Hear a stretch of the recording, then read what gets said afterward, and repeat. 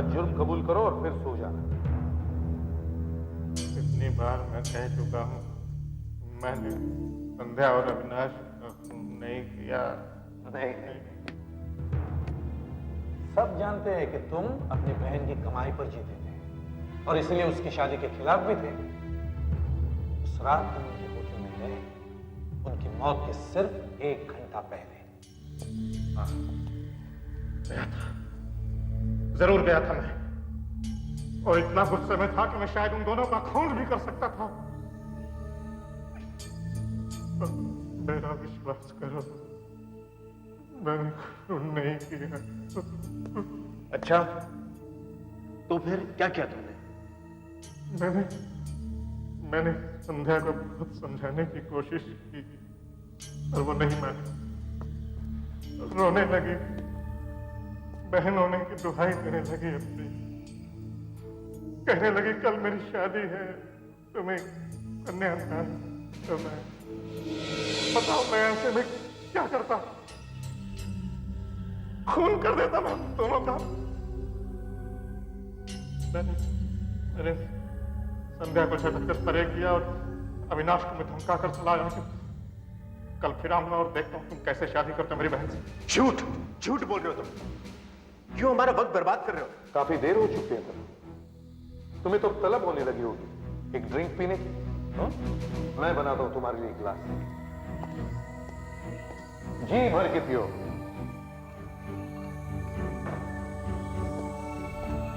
और मुझे सब सच सच बताओ। लो पियो। नो, मैं पीता नहीं। हाँ, शर्माओ नहीं, मैं सब जानता हूं तुम्हें शराब और जुए का कितना शौक है। नहीं, मैं पहले पीता था लेकिन अब नहीं पीता हूं। सॉरी। हाँ, तुम पीते हो, लो पियो। उस रात की तरह जिस रात तुम संध्या और अविनाश के साथ बैठे थे उनके होटल में, आधी बोतल शराब पी गए थे तुम और फिर उनके ग्लास में नींद की गोलियां डाली थी। लो पियो। मैंने शराब पी थी? हाँ, पी थी। क्यों भूल गए? पूरी आधी बोतल पी गए थे तुम? नहीं, ये हो ही नहीं सकता। क्यों नहीं हो सकता? क्योंकि मैं पहले पीता था, लेकिन 6 महीने से मेरा लीवर खराब है और डॉक्टर्स ने कहा है कि मैं 1 पैक भी पीऊंगा तो मर जाऊंगा। आप मेरा चेकअप करवा सकते हैं किसी भी डॉक्टर से। शराब पीना मेरे लिए बिल्कुल मना है। अगर मैंने ये गिलास पी लिया तो मैं मर जाऊंगा। तुम अब भी झूठ बोल रहे हो। ठीक है, आप लोगों को विश्वास नहीं हो रहा है, मैं पी कर दिखाता हूं। मेरी मौत से शायद आपको विश्वास हो जाए कि मैं अपनी बहन का कातिल नहीं हूं।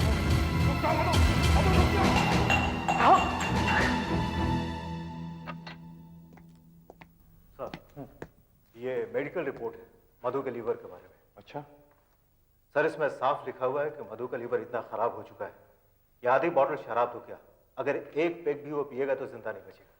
सर, अगर हम ये मान लेते कि ये मधु कातिल नहीं है, तो फिर कातिल कौन हो सकता है? क्योंकि होटल का रिसेप्शनिस्ट भी कह रहा था कि उस रात मधु के अलावा उसके सामने कोई ऊपर गया ही नहीं। कोई तो ऊपर गया होगा।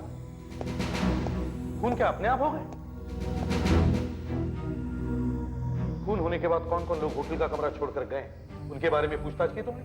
Yes sir. तो फिर 14 लोग थे जिन्होंने उस दिन होटल छोड़ा, उनमें से 13 हमें मिल चुके, मगर सर किसी ने ना कुछ देखा ना कुछ।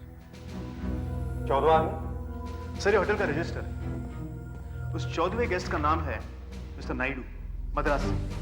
सर, उसने पता ठीक से लिखा नहीं था, इसलिए मद्रास पुलिस अब तक उससे बात नहीं कर सकी। सर, एक इंटरेस्टिंग पॉइंट, संध्या और अविनाश का कमरा दूसरे माले पर था और इस आदमी का कमरा उनके कमरे के ऊपर तीसरे माले पर था। तीसरे माले पर? ये आदमी हमारे काम का हो सकता है। लगता है यही हमारी आखिरी उम्मीद है। हमें फिर से ऑफिस में इंक्वायरी शुरू करनी पड़ेगी।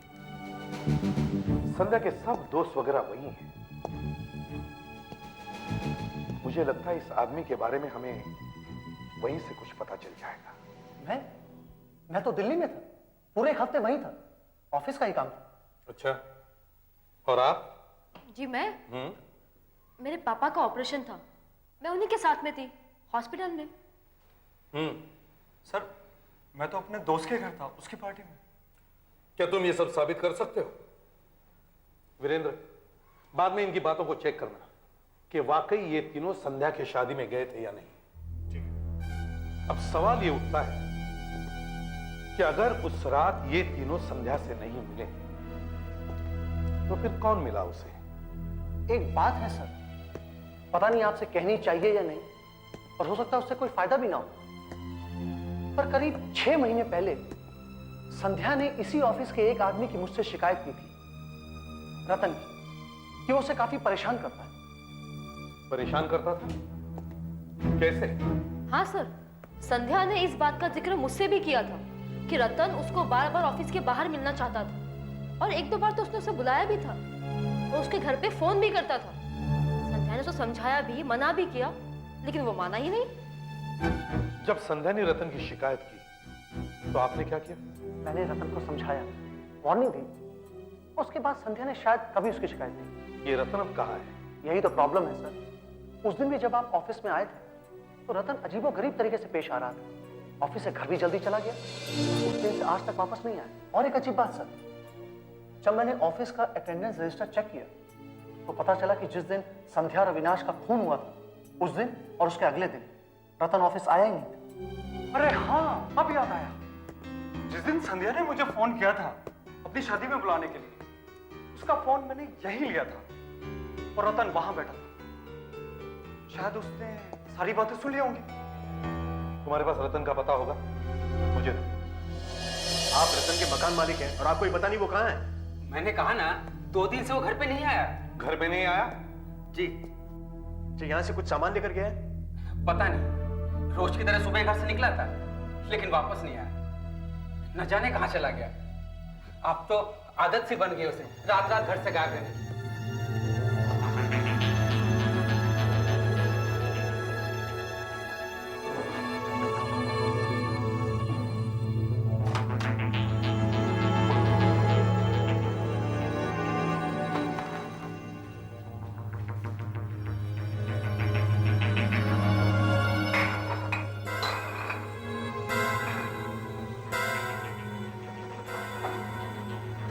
ये रतन को शराब पीने की आदत थी? आदत? बहुत बड़ी लत थी जी, बहुत बड़ी। यही तो करता था वो। जब भी घर पे रहता, दिन भर इस कमरे में शराब पीता रहता। न जाने क्या गम था उसे। वीरेंद्र, ये देखो।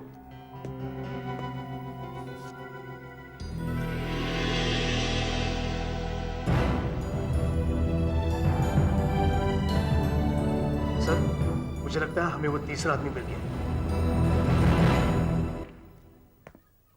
सर, हमने संध्या के बॉस प्रकाश का बयान चेक किया। ठीक है? ये सब ठीक है। वो खून के दौरान दिल्ली में था। हमने उसके दिल्ली के आने जाने के प्लेन के टिकट्स भी चेक किए, सब ठीक है। और सतीश और आशा? सर, वो दोनों भी सच बोल रहे थे।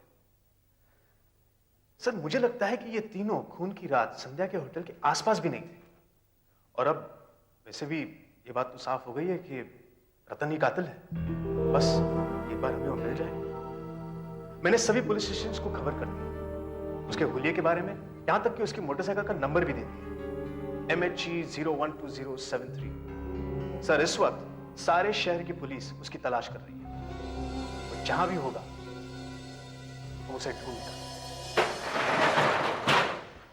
अरे, ये शटर कैसे खुला हुआ है? कौन है अंदर? कौन है? कौन है अंदर? अरे, मैं बोल रहा हूं, कौन है? अरे, ये आदमी अंदर क्या कर रहा है? और ये शराब की बोतल? कौन हो भाई? ओ भाई, कौन हो तुम? कौन हो? खून! खून! पुलिस! सर, रतन की बॉडी हमें एक वीरान मिल के गोदाम में से मिली। इतनी बड़ी मिल खाली पड़ी है और वहां पर वॉचमैन भी 1-2 ही है। मुझे लगता है कि ये वहां पर 1-2 दिन से छुपा हुआ था। इसकी मौत भी वैसे ही हुई है जैसे अविनाश और संध्या की हुई थी। इसके पेट से भी नींद की गोलियां और शराब बरामद हुई हैं। मतलब और एक सुसाइड? हो सकता है। और उसकी जेब से ये नोट मिला है। मैं संध्या से प्यार करता था और जब मैंने सुना कि संध्या और अविनाश शादी करने वाले हैं तो मैंने उन्हें मार डाला। Now I have no reason to live. मैं भी अपनी जान ले लूंगा। I am taking my own life. Ratan sir, शायद रतन पहले से जानता था कि हम उस तक पहुंचने ही वाले, इसलिए उसने ऐसा किया है। मुझे लगता है कि अब ये केस की फाइल हम बंद कर सकते हैं। वो तीसरा आदमी रतन ही है। लगता तो यही है, फिर भी हम ये लिखाई चेक करेंगे। ऐसा करो, तुम रतन के ऑफिस जाओ और उसका लिखा हुआ कोई पेपर लेकर आओ। हम इस लेटर को उस पेपर के साथ मिलाकर देखेंगे। क्या रतन ने आत्महत्या कर ली है? हे भगवान, एक और आदमी की जान चली गई। आपको रतन की लिखाई का नमूना चाहिए ना? जी हाँ। सतीश, रतन के ड्रॉर में एक्सपोर्ट्स की फाइल जरा देना।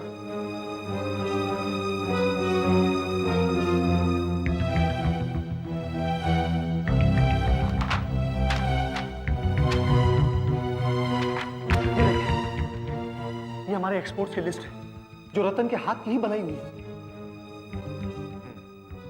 ये ठीक है। अब हमें सिर्फ ये देखना है कि रतन ने जो आत्महत्या का लेटर छोड़ा है वो उसी ने लिखा है या फिर किसी और ने।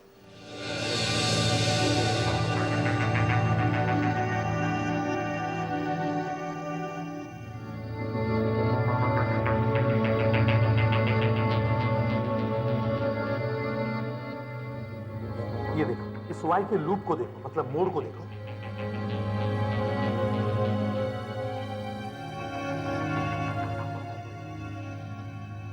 और यहां इस वाई के मोड़ को देखो, मिलते हैं। उसी तरह इस टी की डंडी को देखो, कैसे क्रॉस किया देखो। और यहां इस टी को भी वैसे ही क्रॉस किया। वैसे इस आई को देखो।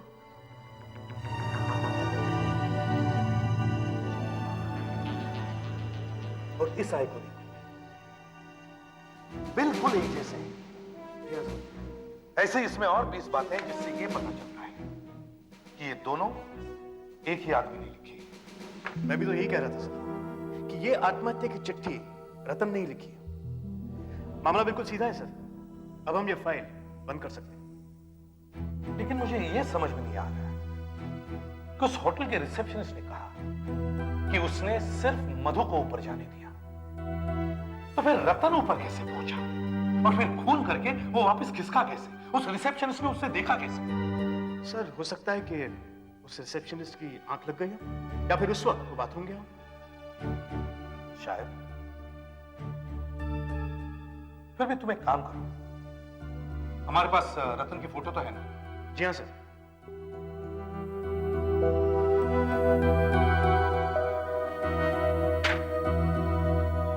सर, ये वही फोटोज हैं जो हमें रतन के कमरे में से मिली थी। और ये है वह ऑफिस की पिकनिक वाली फोटो। और ये रहा रतन। ये फोटो तुम होटल लेकर जाओ। जी सर। उस रिसेप्शनिस्ट को दिखाओ, वहां काम करने वाले लोगों को भी दिखाओ। हो सकता है उनमें से किसी ने कत्ल की रात रतन को वहां देखा। आपको खूनी का पता चल गया है?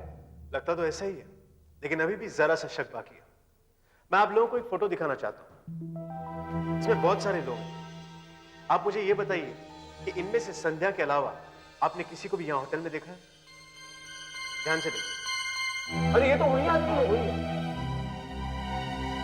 आपको यकीन है? हाँ हाँ, यही। इसका मतलब है खूनी यही है। आप लोगों के लिए एक अच्छी खबर है,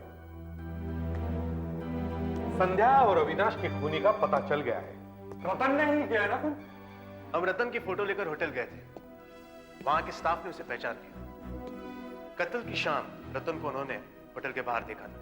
मगर एक बात हमारी समझ में नहीं आ रही थी कि होटल के क्लर्क ने रतन को होटल के अंदर आते हुए या होटल के बाहर जाते हुए क्यों नहीं देखा? क्योंकि गलती हमारी थी। गलती? कैसी गलती?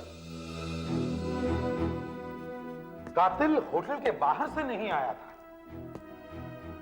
बल्कि वो होटल के अंदर पहले से ही मौजूद था। आइए देखते हैं कि क्या हुआ होगा। खूनी को पता चलता है कि संध्या और अविनाश दोनों होटल में हैं। और फिर वो भी उसी होटल में एक दिन पहले ही कमरा ले लेता है और वहां रहने लग जाता है। मगर दूसरी रात जब सब अपने अपने कमरों में होते हैं, कातिल पकड़ा जाता है।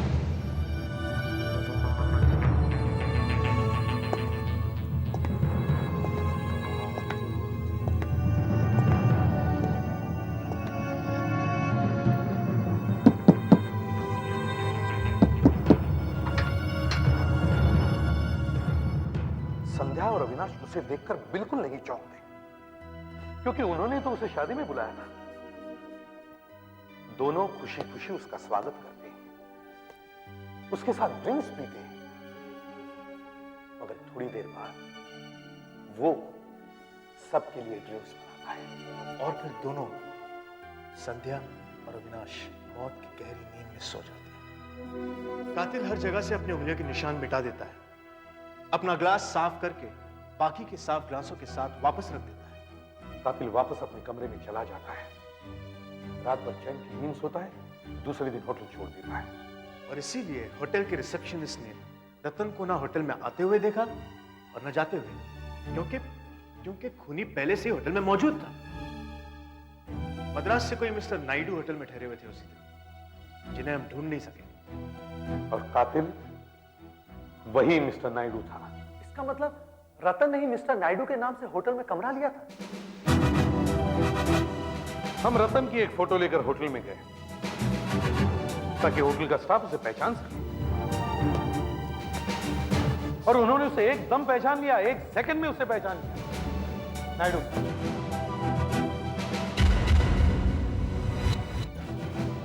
संध्या और अविनाश का कातिल पकड़ा गया, नायडू पकड़ा गया।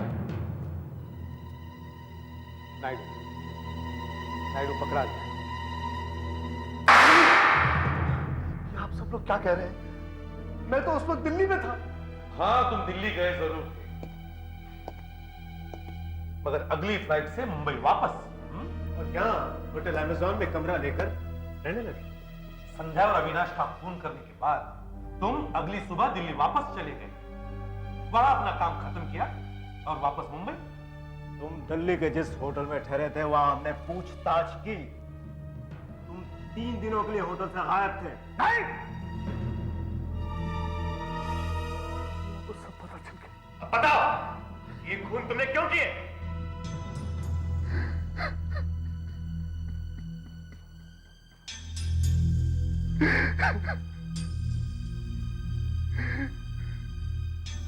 मैं ये खून नहीं करना चाहता था सर, मैं ये खून नहीं करना चाहता था।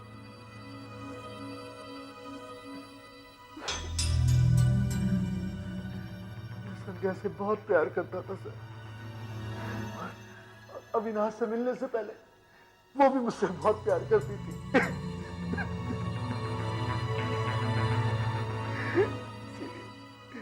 इसीलिए उसे मैंने ऑफिस में नौकरी भी दी। जब वो अविनाश से मिलने लगी तो मुझसे बर्दाश्त नहीं हुआ। उसके बाद उसने मुझसे शादी करने से भी इनकार कर दिया। तो मैं हक बबूला हो गया, मैंने दोनों का खून कर दिया। और रतन? आप लोगों से बचने के लिए मुझे बेचारे रतन का भी खून करना पड़ा। और उसकी मौत को भी तुमने एक आत्महत्या बनाने की कोशिश की। थोड़ी देर के लिए तो तुमने हमें चकमा दे ही दिया था प्रकाश, क्योंकि रतन के आत्महत्या की नोट की लिखाई और उसकी हैंडराइटिंग दोनों मिलती थी, क्योंकि वो दोनों ही पेपर तुमने लिखे थे। हाँ, रतन की आत्महत्या की चिट्ठी भी मैंने ही लिखी, और जो पेपर मैंने आपको ऑफिस में दिया था वो भी मेरे हाथ का ही लिखा हुआ था। इसीलिए हमें लगा कि रतन ने आत्महत्या कर दी। तुम्हारा प्लान अच्छा था प्रकाश। संध्या, अविनाश और रतन के खून के जुर्म में हम तुम्हें गिरफ्तार करते हैं।